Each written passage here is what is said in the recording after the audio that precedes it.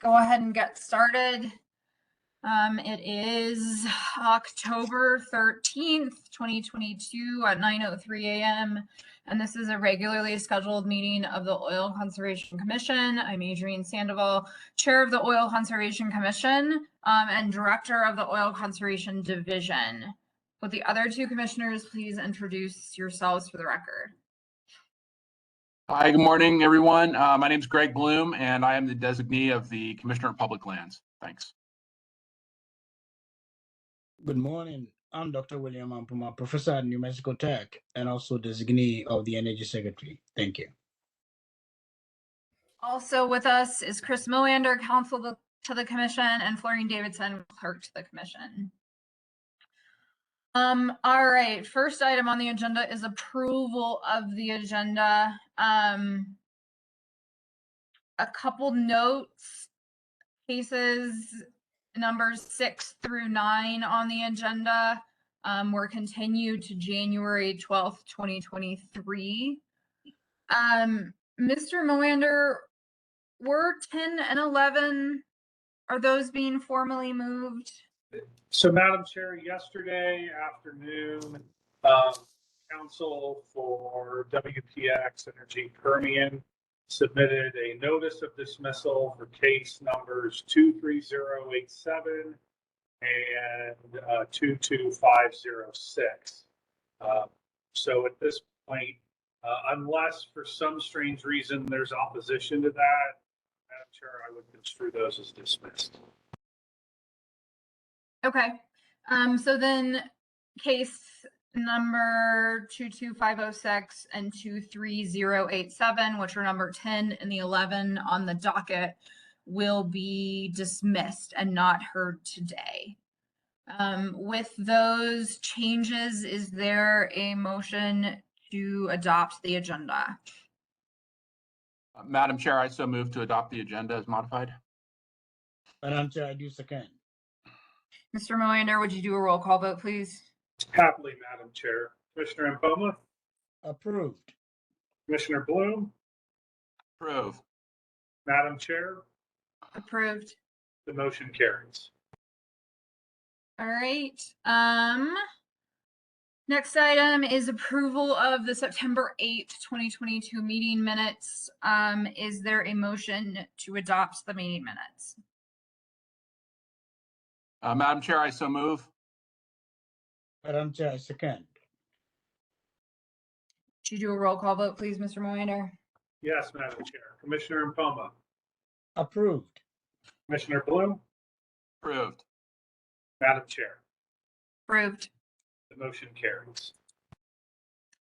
All right. Agenda item number 4, update on case number 21872, which was application of Titus Oil and Gas Production for approval of production allocation.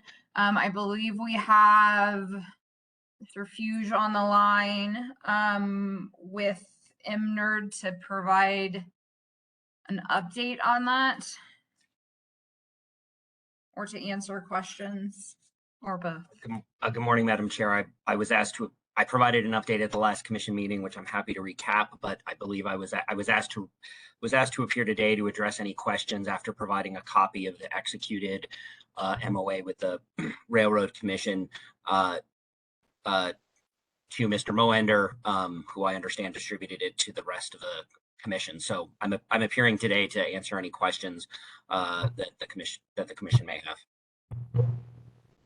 Would you mind just doing like the 40,000 foot view of what the agreement was, and then commissioners, as you have any questions, you can ask us. Sure, I am happy to. I think, as everyone will recall, Titus, presented its case to the commission. It's seeking to develop a cross-border well with surface facilities located in New Mexico, but producing intervals in both New Mexico and Texas from the same ore. The Oil Conservation Division and ultimately the OCC, through its order, took the position that such development of that nature could not proceed until there was a agreement in place between the Railroad Commission and the OCD concerning the, sort of co-management of such wells. And so the MOA that I presented last week that was executed earlier this year, that was fully executed earlier this year, provides such a structure for the OCD and the Railroad Commission to exercise their sort of respective jurisdictions over the facilities. It includes provisions for allocation of production from the wellbore. It discusses, compliance with various regulatory requirements. The environmental, for example, the environmental requirements that might apply to facility construction are going to be dependent upon the location of surface facilities. It addresses reporting, for the most part, reporting related to production, whether it's water, venting, flaring, etc., are all going to be on a proportional basis, tracking the same formula used to allocate production. And then it finally includes provisions related to financial assurance. Any operator that wishes to develop such a well has to maintain financial assurance in both states, as if the wells were exclusively there, and has to make available information related to both gross and allocated production and any other sort of reported volumes that are required. And then finally, there are provisions for the Railroad Commission and the OCD to coordinate related to inspection and enforcement activities to the extent such activities become necessary in the future, and share information. So at a high level, it again, reflects the coordination necessary for the, OCD and the Railroad Commission to exercise our respective authority over the wells. At this point, there is only the one well that Titus has put forward, but I understand from their submissions in the prior case that that there are additional wells coming in. And I would close with this. This was a MOA that was delegated to the OCD to execute, so it is not actually before the Commission for any sort of approval, but it has been presented to the Commission in satisfaction of the condition in the Titus order that required my office to provide periodic updates to the Commission with the full execution of the MOA, though that my office views that condition as satisfied. And with that, I'm happy to address any specific questions. And Madam Chair, just a brief note, I think that Mr. Hughes and I are in agreement. It is, let me pull that order up just quickly so we've got an accurate record. It's order R218, 21831-A, paragraph 29.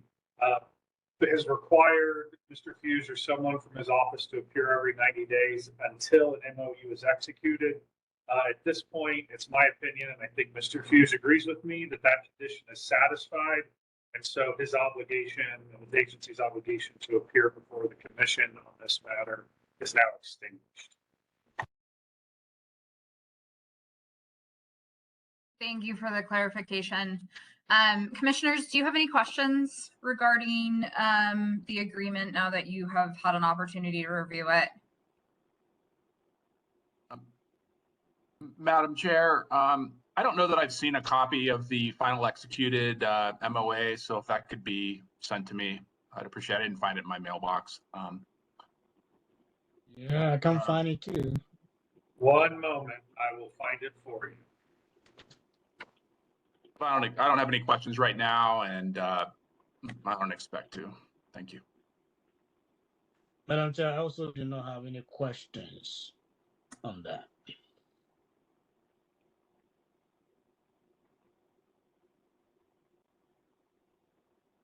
Okay.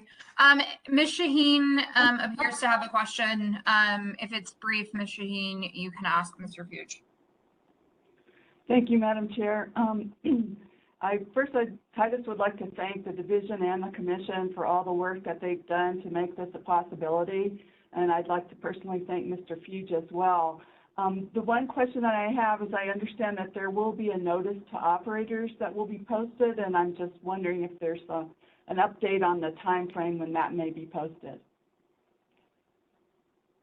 My hope is that that will be posted by the end of the week. Thank you very much.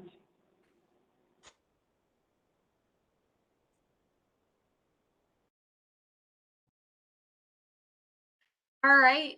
Thank you, Mr. Hughes. I think we can, commissioners, there's nothing additional. I think we can move on to agenda item number 5.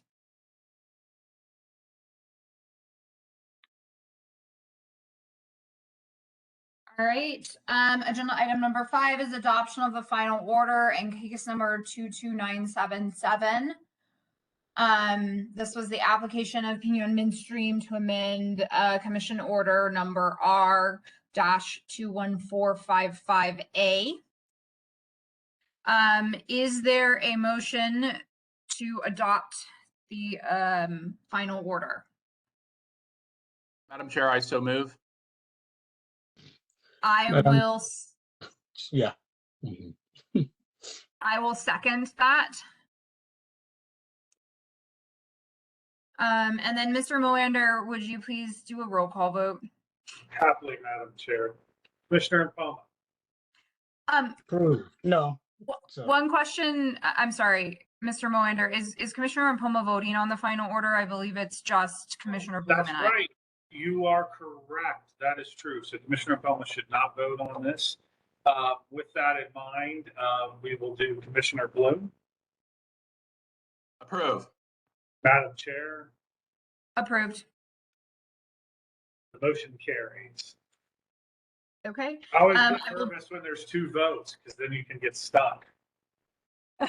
I will just note that 2 is, oh gosh, the majority in a quorum, so we just need 2 votes for it to be approved. That is correct. All right, as we mentioned earlier, let's see, agenda items number 6 through 9 were continued until January 12th. And then agenda items 10 and 11 were dismissed. And so that will put us at agenda item number 12, which is pending litigation. And Madam Chair, in A1CA 39578, which I've been updating pretty much every meeting since basically last November or October. It's been about a year. On October 5th, we received notice from the Court of Appeals that the matter's been submitted to a 3-judge panel for consideration. So I'm anticipating we should, maybe not by November, but I would think by December, we should get an opinion on that. D101CV 2002-00791, which is the Ragsdale matter. I don't believe we have a hearing set. Luckily, Ms. Shaheen is on this morning. Maybe she may know a little more about that at the moment. I think we're just waiting on a setting from the court to deal with at least the preliminary issues and maybe even proceed to merits hearing.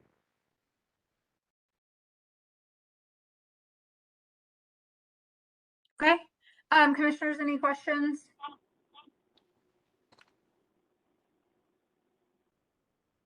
No, on my side. No, Madam Chair. All right. Any other business?